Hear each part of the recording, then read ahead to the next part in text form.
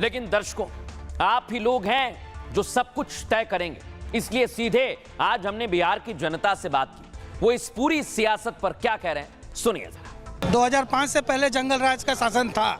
शहाबुद्दीन की हिस्ट्री सबको पता है, इसलिए ओसामा जो है शहाबुद्दीन का बेटा, वो भी वही काम को दोहराएगा जैसे तेजस्वी यादव बोल रहे हैं, तो वो भी शहाबुद्दीन के राहों पर ही चलेगा, क्योंकि जैसा बाप होता है वैसा बेटा निकलता है। डीएनए कभी भी चेंज नहीं हो सकता। और योगी जी ने जो बात कही है कि बटेंगे तो कटेंगे, ये बिल्कुल सही कही है।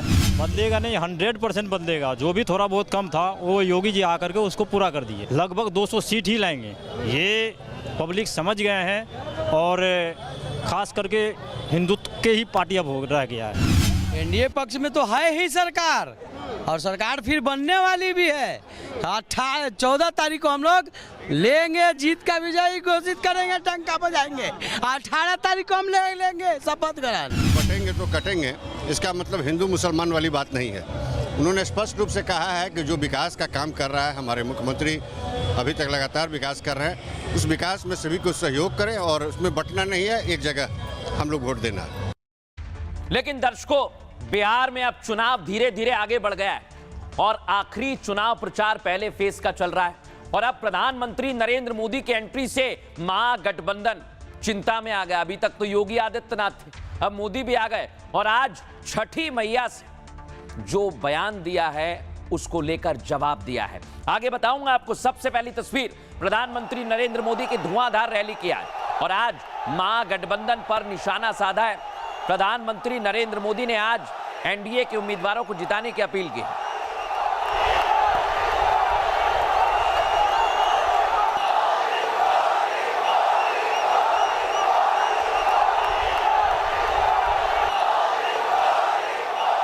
और इधर गृह मंत्री अमित शाह भी मैदान में आ गए। यानी आखिरी दौर का चुनाव चल रहा है, एड़ी चोटी का जोर लगाया जा रहा है। श्री राम, जय सिया राम। आप सभी का बहुत कांग्रेस भी पूरी तैयारी से आ गई है। प्रियंका गांधी आखिरी समय में चुनावी मैदान में आ गई है। दर्शकों, पारा किधर भी जा सकता है, पाला अब जनता को तय करना है, क्योंकि दोनों ही दल, चाहे वो एनडीए हो, इंडिया अलायंस, पूरी कोशिश में लगे हुए हैं। अब मैं आपको दिखाता हूं स्टार प्रचारकों में स्मृति ईरानी है।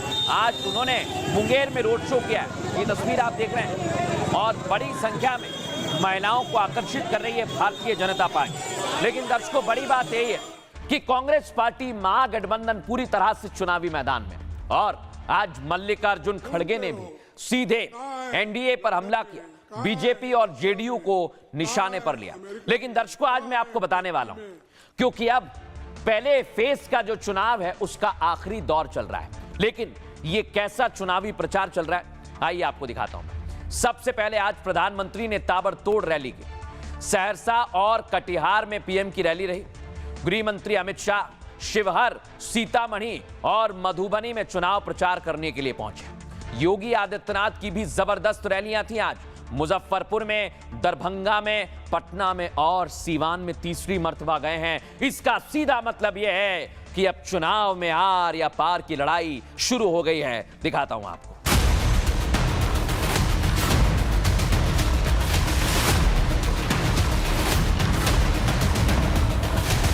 पहले चरण के चुनाव से पहले आज मोदी की आखिरी रैली थी।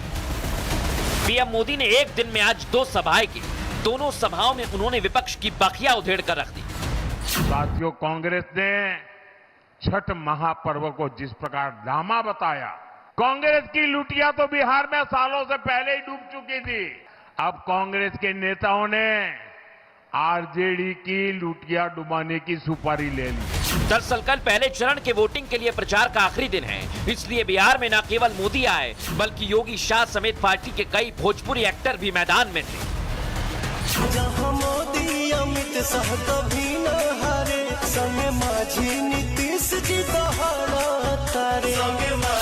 लेकिन सबसे दिलचस्प मुकाबला महुआ और राघोपुर में हो गया है। महुआ में तेजस्वी ने तेज प्रताप के खिलाफ रैली की और आज तेज प्रताप राघोपुर पहुंच गए। मेरा प्रोग्राम है तो जाएंगे नहीं राघोपुर में, एक जगह नहीं, राघोपुर में 2 जगह हेलीकॉप्टर उतारेंगे।